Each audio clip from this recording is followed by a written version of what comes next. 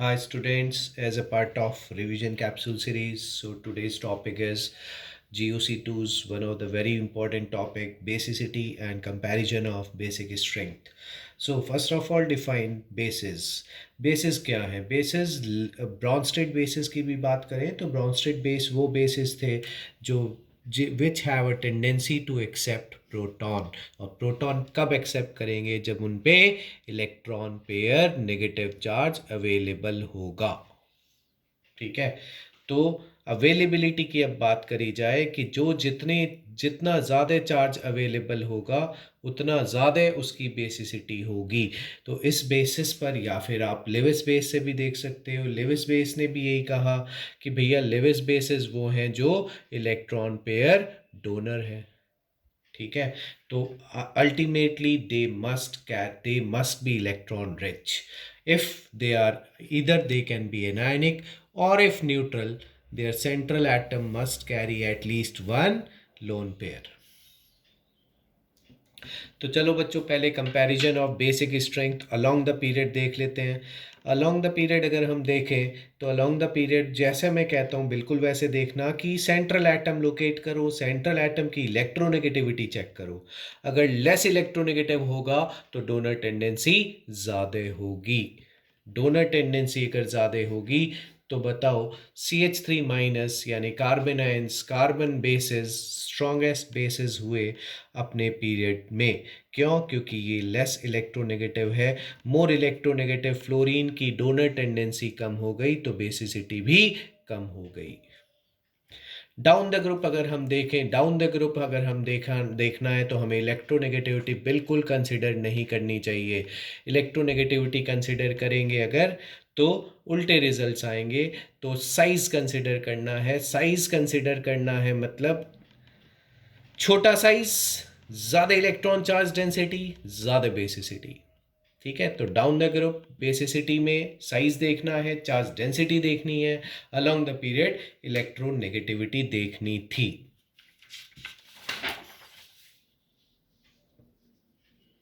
चलो अब देखो ज़रा, अगर हम ऑर्गेनिक में नाइट्रोजिनस बेसिस की बात करें, सारे क्वेश्चंस नाइट्रोजिनस बेसिस से आते हैं।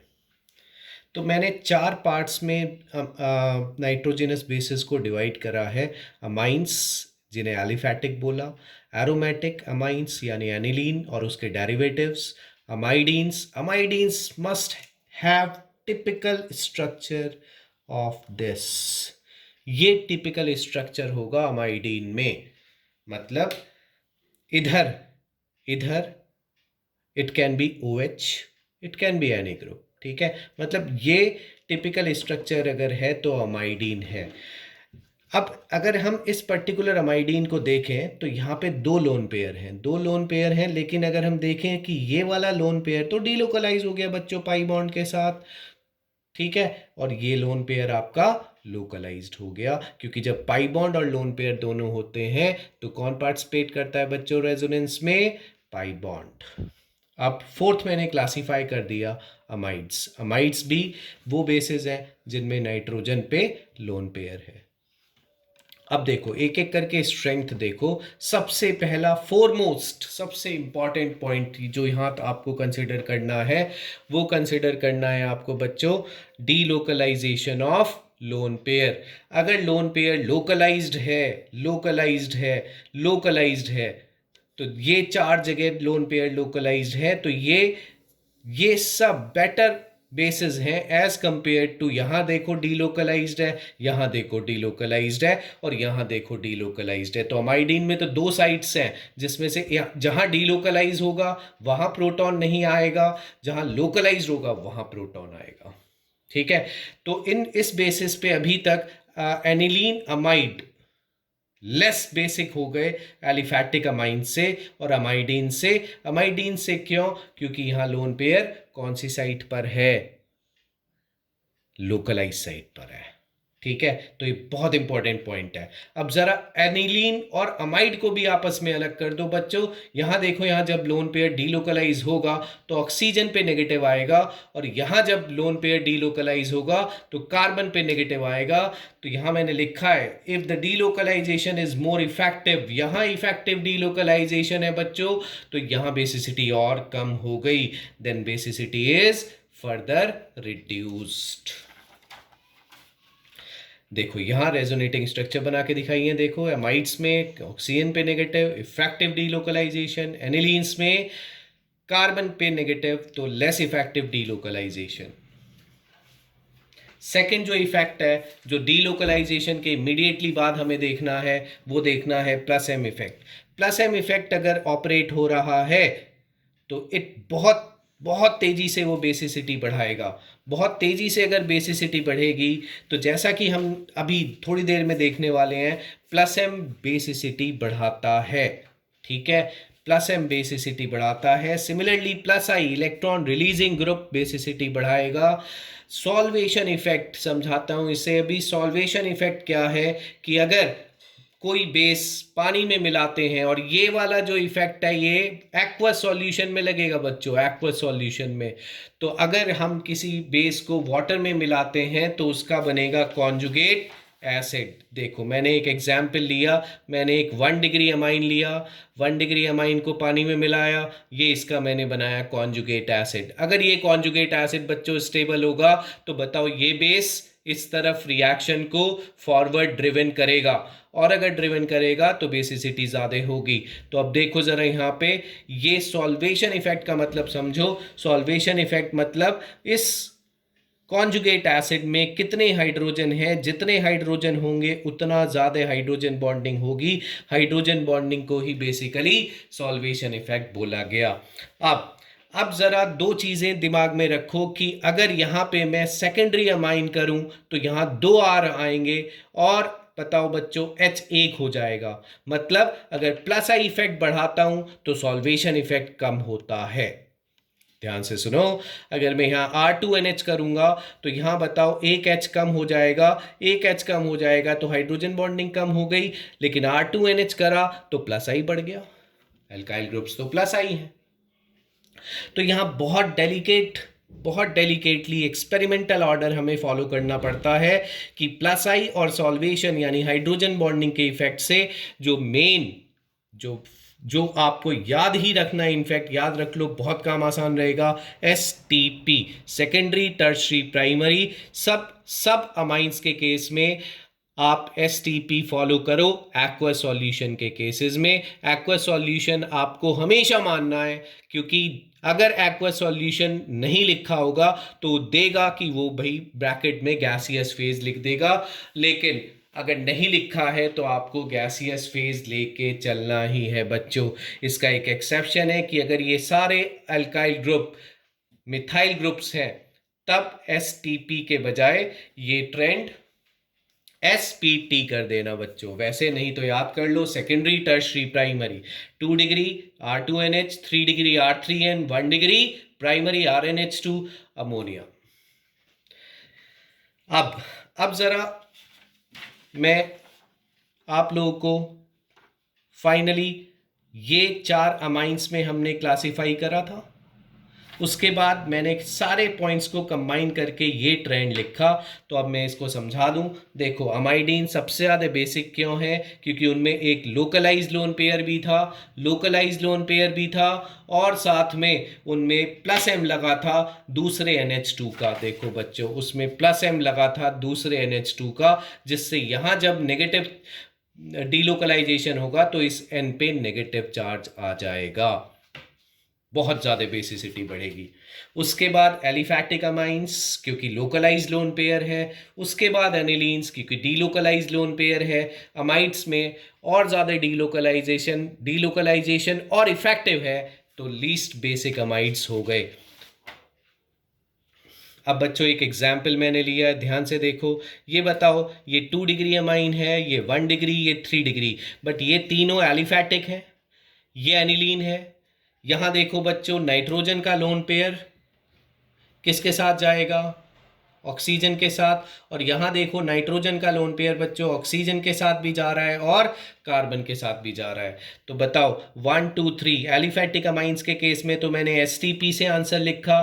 फोर्थ फिफ्थ सिक्स में देखो ये एनिलीन है, ये अमाइड का डेरिवेटिव है, और ये एक ऐसा बेस है जिसमें नाइट्रोजन दोनों जगह डीलोकलाइज करवा लेगा अपनी इलेक्ट्रॉन डेंसिटी। तो बताओ डीलोकलाइजेशन हो गया तो उसमें बचा ही क्या, तो उसकी बेसिसिटी लीस्ट हो गई।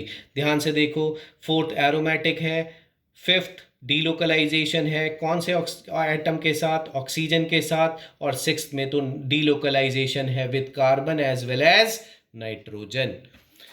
अब बच्चों अलग से एक क्लास मैंने डील करी है एनिलीन और उसके डेरिवेटिव्स की। तो पहले जब क्वेश्चन आए तो आपको सबसे पहले वो टेबल दिमाग में आनी चाहिए, एनिलीन, एलिफेटिक अमाइंस, अमाइडीन्स और अमाइड्स, इन चारों में पहले आपको क्लासिफाई करके एक ऑर्डर निकाल लेना है। और अगर अब एनिलीन को अलग से देख लेते हैं कि एनिलीन के ही डेरिवेटिव्स अगर आ जाएं, मतलब एक एनिलीन पे ही बहुत सारे ग्रुप्स अलग अलग पोजीशन पे लगा दिए जाएं, तो ये सबको पता है कि मीजोमेरिक और हाइपर कॉन्जुगेशन इफेक्ट हमें सिर्फ कौन सी पोजीशन से अप्लाई करना होता है, ऑर्थो और पैरा पोजीशन से। तो फर्स्ट सेकेंड पॉइंट मैंने लिखे हैं वही। तीसरा पॉइंट मैंने लिखा है कि इंडक्टिव इफेक्ट आप अप्लाई करो फ्रॉम ऑर्थो पैरा मेटा, सारी पोजीशन से लगेगा बट वो डिस्टेंस डिपेंडेंट है, तो बच्चों पैरा तक आते आते वो मिनिमाइज हो जाएगा। हेलोजेंस की जैसा कि हम जानते हैं, हेलोजेंस के केस में आप माइनस आई लगाना, माइनस आई से आंसर निकालना।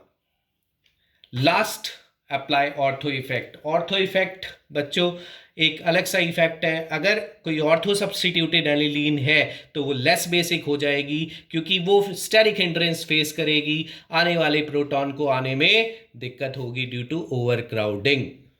ठीक है, और एक पॉइंट मैंने बड़ा इंपॉर्टेंट लिखा, हाइड्रोजन बॉन्डिंग कभी मत लगाना है एनिलीन और उसके डेरिवेटिव में। ये हाइड्रोजन बॉन्डिंग करके कोई फर्क नहीं पड़ेगा, अगर हो भी गई तो मुझे तो नाइट्रोजन का लोन पेयर देखना था।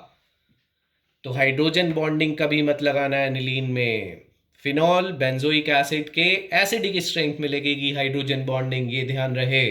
अब चलो 4 एग्जाम्पल लिए मैंने पहले ग्रुप्स का नेचर डिसाइड करा। It is a plus M group. देखो भैया की एटम पे लोन पेयर है और ऑब्वियसली सारे प्लस एम ग्रुप्स माइनस आई तो होते ही हैं। तो अब ये बताओ, मैंने प्लस एम लगाया पहले जो कि ऑर्थो और पैरा से काम करेगा, तो प्लस एम इफेक्ट बेसिसिटी बढ़ा रहा है, तो इसकी बेसिसिटी एनिलीन से ज़्यादा होगी। यहाँ कोई प्लस एम नहीं लग रहा, उल्टा माइनस आई लग रहा है। तो ये बताओ सबसे ज़्यादा बेसिक ऑर्थो, फिर पैरा, फिर एनिलीन, और लीस्ट मेटा हो जाएगा क्योंकि यहाँ माइनस आई तो लग ही रहा है बच्चों। ठीक है, तो माइनस आई लग रहा है। अब ये मैंने लिखा, देखो बच्चों इलेक्ट्रॉनिक इफेक्ट से आंसर आ रहे हैं। कौन से इफेक्ट से आ रहे हैं? इलेक्ट्रॉनिक से। लेकिन अभी लास्ट में आंसर कुछ और निकला क्योंकि अब हमने लगाया ऑर्थो इफेक्ट। ऑर्थो इफेक्ट क्या कहता है कि ortho substituted aniline less basic हैं, बट सिर्फ किससे? एनिलीन से। तो जब भी ऑर्थो इफेक्ट लगे तो ऑर्थो सब्स्टिट्यूटेड एनिलीन अगर ज़्यादा बेसिक आ रही हैं एनिलीन से, तो ही उनकी पोजीशन चेंज करना और उसको एनिलीन से खींच के पीछे लेके जाना। तो जब ऑर्थो को एनिलीन से पीछे खींच के लेके जाओगे तो इसको मत सोचना कि पैरा के भी पीछे आ रहा है कि नहीं आ रहा। तो आपका करेक्ट आंसर ये हो जाएगा। और अगर आपका पहले से एनिलीन ज़्यादा बेसिक आ रहा है, चलो एग्जाम्पल लेते हैं। ये बच्चों एग्जाम्पल लो, देखो हेलोजन मैंने कहा था माइनस आई लगाना, देखो माइनस आई माइनस आई माइनस आई, और यहाँ कोई माइनस आई नहीं। तो बताओ एनिलीन सबसे ज़्यादा बेसिक हो गई। फिर माइनस आई डिस्टेंस डिपेंडेंट है, डिस्टेंस यहाँ तक आते आते माइनस आई वीक पड़ गया, तो 1 4 3 2 ये by applying minus I effect. अब लगाते हैं ऑर्थो इफेक्ट। ऑर्थो इफेक्ट में सिर्फ क्या करना है कि ऑर्थो वाले को कम करना है एनिलीन से। तो बताओ सेकंड वाला ऑर्थो ग्रुप है, तो ये सेकंड वाला अगर ऑर्थो है तो ये तो ऑलरेडी एनिलीन से कम आ रहा है। तो यहाँ मैंने लिखा है कि by applying minus I and it is in accordance with ortho effect, तो इसे चेंज करने की ज़रूरत बिल्कुल नहीं है। ये फाइनल आंसर मार्क कर देना। एक और एग्जाम्पल लिया है मैंने, नाइट्रो। पहले मैं ग्रुप की नेचर डिसाइड करो, माइनस आई बच्चों माइनस आई ग्रुप है, माइनस एम माइनस आई दोनों बेसिसिटी कम करने वाले इफेक्ट्स हैं, लेकिन सेकंड फोर्थ में माइनस एम लगेगा और थर्ड में माइनस एम नहीं लगेगा, लेकिन थर्ड में माइनस आई तो लगेगा, माइनस आई लगेगा तो भी बेसिसिटी कम होगी। तो अगेन अगेन सबसे ज़्यादा बेसिक बच्चों एनिलीन आया, उसके बाद क्योंकि यहाँ सिर्फ माइनस आई लग रहा है, बेसिसिटी कम हो रही है लेकिन सिर्फ इंडक्टिव से कम हो रही है, तो उसके बाद थर्ड लिखा मैंने। अब बताओ फोर्थ सेकंड में मैंने कैसे करा, ध्यान से देखो, माइनस एम वो डिस्टेंस डिपेंडेंट नहीं होता तो बताओ बच्चों ये डिस्टेंस डिपेंडेंट नहीं है, तो दोनों ने बराबर से बेसिसिटी कम करी, लेकिन माइनस आई ये देखो NH2 के बहुत क्लोज है, तो माइनस आई यहाँ स्ट्रांग लगा तो बेसिसिटी यहाँ सबसे कम हो गई। तो माइनस एम के कारण कम थी इनकी इन दोनों से, और आपस में फिर जब माइनस एम बराबर हो गया तो माइनस आई से देख लिया, तो माइनस आई से देखा तो माइनस आई यहाँ आते आते वीक पड़ गया था। ठीक, तो ये हमारा ग्रुप आंसर आया, और आंसर आया ये इलेक्ट्रॉनिक इफेक्ट से आया। और बताओ बच्चों, ऑर्थो सब्सटीट्यूटेड यानी सेकंड एनिलीन से ऑलरेडी लेस आ रहा है, तो ये अकॉर्डेंस विद ऑर्थो इफेक्ट भी है। हमें कोई भी क्वेश्चन चेंज करने की, मतलब आंसर चेंज करने की, आंसर में रिप्लेसमेंट या आंसर में कुछ भी घुमाने की ज़रूरत नहीं है, फाइनल आंसर है।